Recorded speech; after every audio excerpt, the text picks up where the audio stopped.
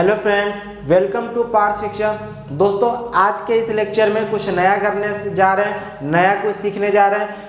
ऐसे तो हम सब कुछ सीख लिए, पर इसमें कुछ नया ट्रिक है और ये लेक्चर उन लोगों के लिए और इम्पोर्टेंट होने वाला है जो हमेशा कंफ्यूज रहते हैं ऑपरेटिंग प्रॉफिट कैलकुलेट करने में, या फिर ऑपरेटिंग प्रॉफिट और नेट प्रॉफिट में क्या डिफरेंसेज है, उसमें अगर कोई कंफ्यूजन है तो आज का लेक्चर उनके लिए बहुत ही बेनिफिशियल होगा। तो आज हम देखते हैं कि ऑपरेटिंग प्रॉफिट और नेट प्रॉफिट में क्या अंतर है और किस तरह से कैलकुलेट किया जाता है। अगर हमारे पास नेट प्रॉफिट अवेलेबल है तो नेट प्रॉफिट के हेल्प से ऑपरेटिंग में कैसे जा सकते हैं, या ऑपरेटिंग प्रॉफिट से नेट प्रॉफिट पे कैसे जाया जा सकता है। तो यहाँ से वहाँ, वहाँ से यहाँ तो हम बाद में जाएंगे। पहले हम ये समझ लेते हैं कि ऑपरेटिंग प्रॉफिट क्या होता है। ऑपरेटिंग नाम से ही पता चल रहा है, ऑपरेटिंग मतलब ऑपरेशन, यानी कि आप जो जिस चीज में बिजनेस डील करते हैं, जिस चीज का आपका बिजनेस है, और बिजनेस को ही कहते हैं ऑपरेशन। तो इसका मतलब जिस चीज का आपका ऑपरेशन है ना, उस ऑपरेशन से आपने जितना कमाए हो वही आपका ऑपरेटिंग प्रॉफिट है। सर कुछ समझ में नहीं है, बिजनेस का ऑपरेशन क्या है? बिजनेस का ऑपरेशन मतलब जिस चीज में आप बिजनेस डील करते हैं। तो सपोज अगर आप कपड़े बेचने का आपका गारमेंट्स शॉप है, यानी कि कपड़े का अगर कोई बिजनेस है, तो कपड़े को बेचने से जो पैसा कमा रहे जिसको सेल्स कहते हैं, ठीक है।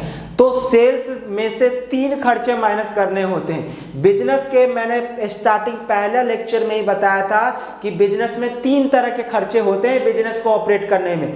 तो तीनों खर्चे अगर माइनस कर दोगे ना तो वो आपका ऑपरेटिंग प्रॉफिट होता है जी। इसका मतलब ये जो सेल्स है, क्या है आपका? सेल्स है। तो सेल्स क्या है? आपका sources of income from business.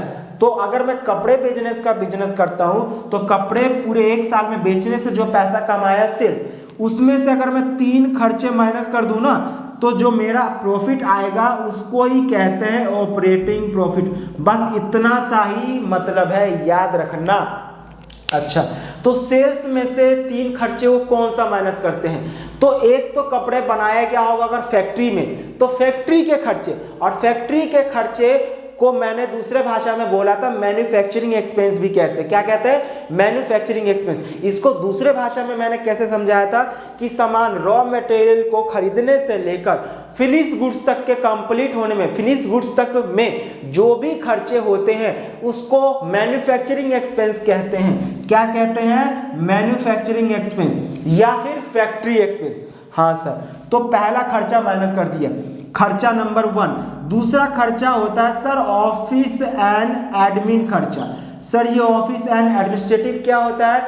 Overall business को मैनेज करने का भी तो खर्चा होता है, जहाँ पे अकाउंटिंग की जाती है। अकाउंटिंग करने के लिए बहुत सारे स्टाफ होते हैं, उस स्टाफ को सर्व करने के लिए प्यून, वॉचमैन, ये सारे भी तो होते हैं ना। ये सारे खर्चे ऑफिस एंड एडमिनिस्ट्रेटिव के लिए एक्सपेंस। और अगला खर्चा है सेलिंग एंड डिस्ट्रीब्यूशन। सामान कहीं शोरूम में बेचोगे ना, ऐसा तो नहीं है कि आप फैक्ट्री में बनाया फैक्ट्री में बेच दोगे, या ऑफिस में जहाँ पे अकाउंटिंग की जाती है वहाँ पे आप बेचना शुरू कर दिए। उसके लिए शोरूम में खर्च, शोरूम लेना पड़ता है, जिसको हम कहते हैं सेलिंग एंड डिस्ट्रीब्यूशन एक्सपेंस। सामान जब खरीद के लाते हैं फैक्ट्री में तो उसको कैरेज इनवर्ड, वो मैन्युफैक्चरिंग एक्सपेंस में चला गया। पर बना हुआ सामान को हमें कई बार डिलीवर करना पड़ता है, उसका चार्ज हम नहीं लेते। फ्री डिलीवरी जिसे आप जानते होंगे, तो फ्री डिलीवरी जो होता है वो डिलीवरी का खर्चा, जो पहुंचाने का, सामान को आउट करने का खर्चा, किसको हम क्या कहते हैं? डिस्ट्रीब्यूशन। तो सेलिंग या डिस्ट्रीब्यूशन, तो यही 3 बिजनेस के खर्चे हैं। अगर ये खर्चे माइनस कर दो तो आपका ऑपरेटिंग प्रॉफिट आ जाएगा। सर अभी तक क्या हमने प्रॉफिट एंड लॉस अकाउंट बनाना सीखा है, तो प्रॉफिट एंड लॉस अकाउंट से जो नेट प्रॉफिट आता है क्या वो ऑपरेटिंग प्रॉफिट होता है? नहीं होता है, क्योंकि नेट प्रॉफिट में मैंने बताया था कि प्रॉफिट एंड लॉस अकाउंट में पूरी दुनिया का बोझ ये उठाता है। मतलब आपका सारे के सारे खर्चों का बोझ और सभी तरह के इनकम का बोझ उठाता है प्रॉफिट एंड लॉस अकाउंट। तो इसका मतलब प्रॉफिट एंड लॉस अकाउंट जो हमको प्रॉफिट बताता है वो आपको ओवरऑल प्रॉफिट बताता है, जिसको आप इनकम कहते हैं। आपको मैंने कभी इनकम और प्रॉफिट में अंतर बताया था, तो वहां पे बताया हूँ कि इनकम ओवरऑल प्रॉफिट होता है। ओवरऑल पूरे 1 साल में आपने चाहे जहां मर्जी से भी कमाए हो, तो सर देख लेते हैं फटाफट। अपना एक क्वेश्चन है अपने असाइनमेंट का, क्वेश्चन नंबर 16। इस क्वेश्चन नंबर 16 के हेल्प से आपको मैं ऑपरेटिंग प्रॉफिट और नेट प्रॉफिट दोनों में अंतर समझा दूंगा। तो आप जरा देखिए, ग्रोस प्रॉफिट दे रखा है, ये मैंने बस बताया ऑपरेटिंग प्रॉफिट का ओवरऑल। अभी आप पूरा क्वेश्चन ये देख लीजिए, उसके बाद एंड में आपको 100% पता चल जाएगा कि सर ये ऑपरेटिंग प्रॉफिट और नेट प्रॉफिट में क्या अंतर है, किस तरह से दोनों में भेदभाव किया जा सकता है। मतलब तो ग्रोस प्रॉफिट आपका दे रखा है, कितना दे रखा है, 4,40,000 रुपये। तो मैं फटाफट आइटम को देख के लिख देता हूँ, पोस्ट कर देता हूँ, कैलकुलेशन हम बाद में करते हैं। ग्रोस प्रॉफिट कैरेज इनवर्ड, सामान को भेजने का खर्चा है तो 2 कैरेज इनवर्ड लिख दीजिए। कैरेज आउटवर्ड कितना रुपए है, कैरेज आउटवर्ड 4,800। पीएनएल में ही आता है ना? हाँ सर पीएनएल में ही आता है। ये तो एडवर्टाइजिंग 12,000 रुपये। नेक्स्ट है आपका एडवर्टाइजिंग के बाद सैलरी 1,78,000 रुपये। उसके बाद रेंट है, रेंट कितना है 62,000। नेक्स्ट है आपका लाइटिंग, सिर्फ लाइटिंग लिखा हो तो इसका मतलब ऑफिस का ही मानेंगे। कितना रुपए है, 15,000 रुपये। उसके बाद इंश्योरेंस चार्ज, कितना रुपए है इंश्योरेंस चार्ज, 2,400 रुपये। नेक्स्ट है आपका बैड डेट्स 1,500 रुपये। उसके बाद है आपका ऑडिट फीस, ऑडिट फीस है आपका 2,000 रुपये। अब अगला देखते हैं interest on loan, interest on loan कितना रुपए है आपका, 22,000 रुपये। उसके बाद है इंटरेस्ट ऑन इन्वेस्टमेंट, कहाँ पे जाता है, क्रेडिट साइड जाता था ना इन पीएनएल में। इंटरेस्ट ऑन इन्वेस्टमेंट कितना रुपये है आपका, इंटरेस्ट ऑन इन्वेस्टमेंट आपका 2,800 रुपये। नेक्स्ट है आपका प्रिंटिंग एंड स्टेशनरी 3,600 रुपये। उसके बाद है loss on sale of furniture 35,000 रुपये। जनरल एक्सपेंस 1,400 रुपये। अगला है आपका डोनेशन 5,100। उसके बाद है रेंट रिसीव, इनकम है ना तो बाय रेंट रिसीव्ड, कितना है रेंट रिसीव्ड आपका 6,000 रुपये। लॉस बाय फायर, पीएनएल में डेबिट साइड आता है ना, loss by fire, loss by fire 20,000 रुपये है। Gain on sale of machinery कितना रुपये है, 50,000। तो ये आपका कंप्लीट हो गया है और टोटल कर लीजिए, जो आएगा यहाँ पे वो आपका आएगा टू नेट प्रॉफिट। क्या आएगा, नेट प्रॉफिट। यही तो आपने समझा है ना बैलेंसिंग फिगर। तो अब नेट प्रॉफिट कैलकुलेट कर लेते हैं फटाफट। कैसे होगा, क्रेडिट साइड का 4,40,000 है तो 4,40,000 प्लस 2,800 प्लस 6,000 रुपये प्लस 50,000 रुपये, तो कितना आ गया 4,98,800। ठीक है दोस्तों, 4,98,800 आ गया। इसमें से हमको क्या करना है, ये सारे के सारे खर्चे माइनस कर दो। तो 4,800 माइनस करना है, 12,000 माइनस करना है, 1,500 माइनस करना है, 178 माइनस करना है, 62,000 माइनस करना है, 15,000 रुपये माइनस करना है, 2,400 रुपये माइनस करना है, 2,000, 3,600, 1,400, 22,000 रुपये, 35,000, 5,100 और 20,000। तो ये 134 आ गया। सर नेट प्रॉफिट तो ये है, मतलब ये कि नेट प्रॉफिट में ऑपरेटिंग प्रॉफिट इंक्लूड है। नेट प्रॉफिट में ऑपरेटिंग प्रॉफिट इंक्लूड है। कैसे, हमने क्या समझा कि पूरे एक साल के अंदर में जहां से भी पैसा आ रहा है आने दो, आन दो, यानी जो भी पैसे आ रहे हैं, इनकम है, फायदे है ना, वो सबको क्रेडिट साइड में लिख दो। पूरी दुनिया का बोझ उठाने वाला है ये प्रॉफिट एंड लॉस, चाहे वो इनकम हो चाहे एक्सपेंस लॉस हो। तो इनकम का बोझ क्रेडिट साइड में अपना रखता है और एक्सपेंस और लॉस का बोझ जो है वो किधर रखता है, डेबिट साइड में। तो सारा इनकम पूरे साल में देखो, बिजनेस से जो पैसा कमाया था 4,40,000 रुपये सेल से, ओके। तो सर जो हमने यहाँ पे समझा था, सेल्स में से मैन्युफैक्चरिंग एक्सपेंस, फैक्ट्री एक्सपेंस को घटा देते हैं तो इसको ग्रॉस प्रॉफिट कहते हैं। क्या कहते हैं, ग्रॉस प्रॉफिट। तो ये ग्रॉस प्रॉफिट आपको दे रखा है। अच्छा कमाल है सर। तो इसका मतलब ग्रॉस प्रॉफिट दे रखा है उसमें, और ये इनकम जो पीएनएल में जो नॉर्मली इनकम जो होता है ना क्रेडिट साइड, वो बिजनेस के इनकम नहीं होते। तो हमें क्या करना, ये सारा हमने जोड़ दिया, सारा का सारा इनकम लिख दो, कहीं से भी आए, चाहे वो बिजनेस से रिलेटेड इनकम हो या ना हो, बिजनेस यानी ऑपरेशन से रिलेटेड हो या ना हो, खर्चे भी वो सारे के सारे खर्चे माइनस कर दो जो बिजनेस से रिलेटेड हो या ना हो। बिजनेस से रिलेटेड होगा उसको भी, जो नहीं होगा उसको भी। बस ये देखना है कि आपके लिए एक्सपेंस है, खर्चा है, लॉस है ना, पीएनएल में डेबिट साइड डाल दो, बस इतना सा करना है। तो हमारा आ गया नेट प्रॉफिट। तो नेट प्रॉफिट तो समझ में आ गया ना कि पूरे एक साल में जितना पैसा कमाए हैं उसमें से उसको टोटल जो उस साल का खर्चा है वो खर्चा माइनस कर दो तो मेरा आ जाएगा नेट प्रॉफिट। कमाल है, टोटल इतना कमाया उसमें से टोटल खर्चा माइनस कर दिया तो 1,34,000 रुपये मेरा नेट प्रॉफिट आ गया। इसको इनकम भी कहते हैं।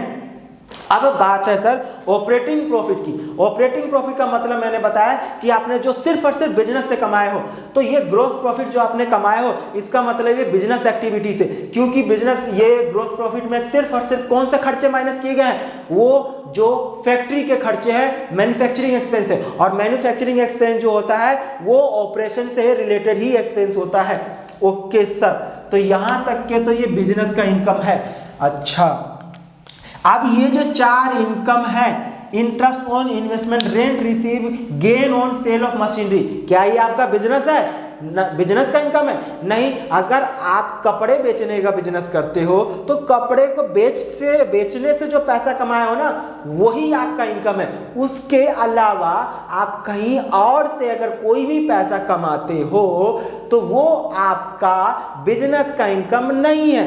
तो सर उसको क्या बोलते हैं? उसको बोलते हैं नॉन ऑपरेटिंग इनकम। क्या बोलते हैं? Non operating income. O my God, इसका मतलब इसको हमें शामिल नहीं करना चाहिए था। तो जब हम ऑपरेटिंग प्रॉफिट की बात करेंगे तो ऑपरेटिंग प्रॉफिट कैसे कैलकुलेट होगा? ये सबसे पहले ग्रॉस प्रॉफिट आपका बिजनेस का इनकम है ना? हाँ सर, तो ग्रॉस ऑपरेटिंग प्रॉफिट कैलकुलेट करने का मैंने क्या फॉर्मूला बताया था? फॉर्मूला था सेल्स में से 3 खर्चे माइनस करते हैं, खर्चा नंबर 1, खर्चा नंबर 2, खर्चा नंबर 3। तो सर खर्चा नंबर 1 को तो बोलते हैं मैन्युफैक्चरिंग एक्सपेंस, तो सेल्स में से मैन्युफैक्चरिंग एक्सपेंस, फैक्ट्री एक्सपेंस को घटा देते हैं तो बोलते हैं ग्रॉस प्रॉफिट। तो इस क्वेश्चन में हमारा ऑलरेडी ग्रॉस प्रॉफिट दे रखा है। क्या कर रखा है? ग्रॉस प्रॉफिट दे रखा है। ओके, इसका मतलब अब दूसरा और तीसरा नंबर का खर्चा और माइनस कर देंगे तो हमारा ऑपरेटिंग प्रॉफिट आ जाएगा। हाँ सर, कमाल है। तो वो खर्चा नंबर 2 और 3 कौन सा है वो हमें पहचानने की जरूरत है। चलिए अब आगे देखते हैं। इधर देखिए ध्यान से कि खर्चे मैंने क्या क्या लिखा है। ये कैरेज आउटवर्ड, सामान को ले भेजने का खर्चा। अगर मैं फ्री डिलीवरी करता हूं तो कस्टमर तक पहुंचाने का खर्चा। एडवर्टाइजिंग, बैड डेट्स, ये किससे रिलेटेड खर्चा लग रहा है? सर ये सेलिंग एंड डिस्ट्रीब्यूशन से रिलेटेड खर्चा लग रहा है। कौन सा खर्चा है ये? Selling and distribution expenses. कमाल है, यानी ये तीसरा नंबर का। Oh my God. और ध्यान से देखिए, salaries, rent, lighting, insurance charge, audit fees, printing and stationery, general expense, ये सब कहाँ से? सर ये तो मुझे लग रहा है ऑफिस यानी मैनेजमेंट के खर्चा है। क्या, कौन सा खर्चा है? मैनेजमेंट का। Office and administration expense. कौन सा इसका नाम देंगे? Office and administration expense. तो मैंने इतना लिख दिया। कमाल है सर। अच्छा, और भी कुछ खर्चे हैं क्या? हाँ सर, इंटरेस्ट ऑन लोन है, loss on sale of furniture है, डोनेशन है, लॉस बाय फायर। सर क्या ये बिजनेस का खर्चा नहीं है? कैसे खर्चा है बताइए? क्या आपको बिजनेस ऑपरेट, मैं कपड़े का बिजनेस करता हूं तो 3 ही खर्चा होगा। या तो कपड़े का मैन्युफैक्चरिंग, उसको फैक्ट्री में कपड़ा बस शर्ट पैंट बनाने का खर्चा, मैन्युफैक्चरिंग एक्सपेंस हो गया। दूसरा, मैं ओवरऑल बिजनेस कर रहा हूं तो उसका रिकॉर्डिंग करना है, मैनेजमेंट करने का खर्चा होगा, तो ऑफिस एंड मैनेजमेंट ये खर्चे हो गए। मैं शोरूम खोलूंगा जहां पे सामान बेचूंगा तो एडवर्टीजमेंट करूंगा, सामान को बेचने, कस्टमर तक पहुंचाने का खर्चा, कभी कभी बैड डेट्स हो जाता है तो ये सेलिंग एंड डिस्ट्रीब्यूशन एक्सपेंस हो गया। ये interest on loan, sir loan भी तो आप बिजनेस करने के लिए लिए होगे, तो ये भी तो बिजनेस का खर्चा है ना जी ना। बिजनेस का खर्चा का मतलब ये कि अगर मैं इस चीज का बिजनेस करता हूं तो इसको बनाने से रिलेटेड जितना खर्चा हुआ है ना, इससे रिलेटेड इसके लिए जो मैंने खर्चा किया है सिर्फ वही बिजनेस का एक्सपेंस है, याद रखिएगा। और ये तीन, एक बनाने का, इसका ओवरऑल इसकी अकाउंटिंग की जाती है, तो मैनेजमेंट किया जाता है, बिना मैनेजमेंट का बिजनेस नहीं चलेगा। तो ऑफिस एंड एडमिनिस्ट्रेटिव, बनाने का खर्चा, मैन्युफैक्चरिंग एक्सपेंस जो फैक्ट्री में जाता है, और बेचने का खर्चा जहां पे होता है सेलिंग एंड डिस्ट्रीब्यूशन। अब बिजनेस ने ये नहीं कहा था कि भाई आप लोन लेके बिजनेस करो, तो वो बिजनेस एक्सपेंस नहीं है, वो फाइनेंशियल एक्सपेंस है। क्या है, कौन सा एक्सपेंस है? फाइनेंशियल एक्सपेंस, यानी कि आपने बिजनेस करने के लिए, फाइनेंस करने के लिए, पैसे का इंतजाम करने के लिए खर्चा किए हो, बिजनेस का खर्चा नहीं। कौन सा कॉस्ट है? फाइनेंशियल कॉस्ट है, फाइनेंशियल एक्सपेंस है। तो सर ये बिजनेस का एक्सपेंस नहीं है, तो इसको कहते हैं non operating. Loss on sale of furniture, मेरे पास कोई फर्नीचर रखा हुआ था, एसेट था, उसको मैंने बेचा, घाटे में बेच दिया, लॉस में, क्या ये मेरा बिजनेस का लॉस है क्या? ना जी ना, ये भी नहीं है। डोनेशन, मैंने किसी को डोनेट कर दिया, कोई सामान फ्री में दे दिया या कोई चीज डोनेशन, पैसा डोनेट कर दिया, क्या मेरा बिजनेस का एक्सपेंस है क्या? ना जी ना। लॉस बाई फायर, आग लग गया, अब आग लगना भी क्या बिजनेस का खर्चा है क्या? कि भाई चलो बिजनेस का खर्चा, आग लगा दो, ये सामान बिका नहीं, चलो इसको मैं आग लगा दो, क्या ये बिजनेस का एक्सपेंस? ना जी ना। तो इसका मतलब ये कि ये जो इतने सारे इधर नीचे लिखे हुए दिख रहे हैं, इसको कहते हैं नॉन ऑपरेटिंग इनकम। क्या कहते हैं? Non operating income. अब थोड़ा बहुत पिक्चर क्लियर हो रहा होगा कि सर क्या कहना चाह रहे हैं। तो सेल्स में से तीन खर्चे माइनस करते हैं, पहला खर्चा माइनस करके जो आता है उसको ग्रोस प्रॉफिट कहते हैं, इस क्वेश्चन में ऑलरेडी दे रखा है। दो और खर्चे माइनस कर देंगे तो हमारा ऑपरेटिंग प्रॉफिट आ जाएगा। खर्चा नंबर 2 कौन सा होता है? Office and admin. तो बताइए ऑफिस एंड एडमिन का टोटल कितना है? अगर मैं ये ऑफिस एंड एडमिन का टोटल अगर मैं करूं तो कितना आ जाएगा? 1,78,000 है, 62,000 है, 15,000 है, 2,400 है, 2,000 है, 3,600 है एंड 1,400 है। मतलब कि 2,64,000। खर्चा नंबर 2 कितना है? 2,64,400 रुपये। अब खर्चा नंबर 3, ये खर्चा नंबर 2 था, ये खर्चा नंबर 3 है। तो खर्चा नंबर 3 भी देख लेते हैं कितना है?